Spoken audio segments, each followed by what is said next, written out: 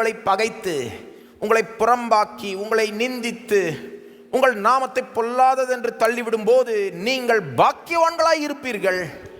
அந்நாளிலே நீங்கள் சந்தோஷப்பட்டு களி கூறுங்கள்.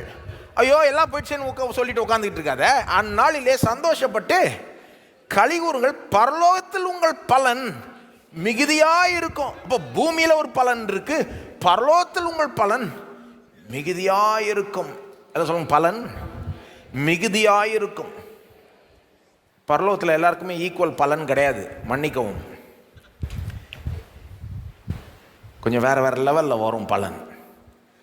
அதில் ஒரு வித்தியாசம் என்னன்னா, இயேசுவின் நிமித்தமாய், சுவிசேஷத்தின் நிமித்தமாய், நீதி நிமித்தமாய் உபத்திரப்படுத்தப்படுகிறவர்கள், அவர்களுக்கு பலன் மிகுதியாக அதிகமாக இருக்கும். அப்போ இயேசு என்ன சொல்கிறாரு? நீ இது எப்படி எடுத்துக்கணும்? ஒருவேளை என் நிமித்தமாக, சுவிசேஷத்தின்மா, நீதி நிமித்தமாக நீ கரெக்டாக செஞ்சோம், உன்னை ஒருத்தர் தவறான இது பண்ணுறான் அது பண்ணுறான்னா நீ எப்படி எடுத்துக்கணும்? சரி பரவாயில்ல, நீ பண்ண எனக்கு பலன் அங்கே பெருகிட்டே போகுது, போ, இங்கேயும் பெருகுது அங்கேயும் பெருகுது, அப்படி தான் எடுத்துக்கணும். ரோமர் 8:18 பவுலும் பாருங்க, இந்த மாதிரி ஆட்டிடியூட் தான் அப்போஸ்தலனாகிய பவுலுக்கு இருக்கு. அதனால தான் அவங்கெல்லாம் பாருங்க, என்ன வந்தாலும், எப்பேற்பட்ட எதிர்ப்பு வந்தாலும், எப்பேற்பட்ட உபத்திரம் வந்தாலும் அப்படியே தொடர்ந்து அவங்களால நிலைத்து நிற்க முடிஞ்சது. இந்த தேவ மனிதர்கள், அப்போஸ்தலனாகிய பவுல்லாம் அப்படி தான் பாருங்க.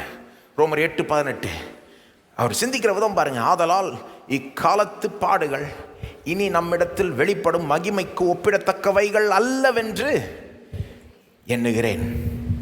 அந்த வார்த்தைகள் நம்ம எல்லாருமே சொல்லலாம். இக்காலத்து பாடுகள் சொல்லுங்க. இனி நம்மிடத்தில் வெளிப்படும் மகிமைக்கு ஒப்பிடத்தக்கவைகள் அல்லவென்று எண்ணுகிறேன்.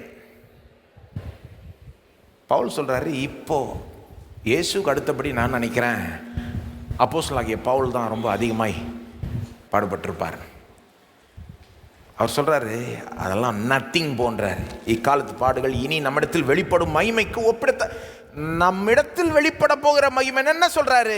ஒரு நாள் தேவன் எனக்கு ஒரு கனத்தையும் மகிமையும் கொடுக்க போறாரே, எனக்கு ஒரு மகிமைப்படுத்தப்பட்ட ஒரு சரீரத்தை கொடுக்க போறாரே, சூரியனை போல பிரகாசிக்கிற ஒரு சரீரத்தை கொடுக்க போறாரே, என்ன அவருடைய பிரசன்னத்துக்கு முன்பாக கூப்பிட்டு உண்மையும் உள்ள உத்தமம் உள்ள ஊழியக்காரனேன்னு அவர் வாயை திறந்து சொல்ல போறாரே, அவர் என்னை கனப்படுத்த போறாரே.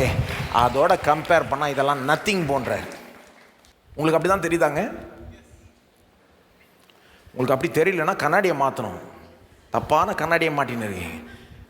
சுத்தமாக ஒரு விசுவாச கண்களே இல்லைன்னு அர்த்தம்.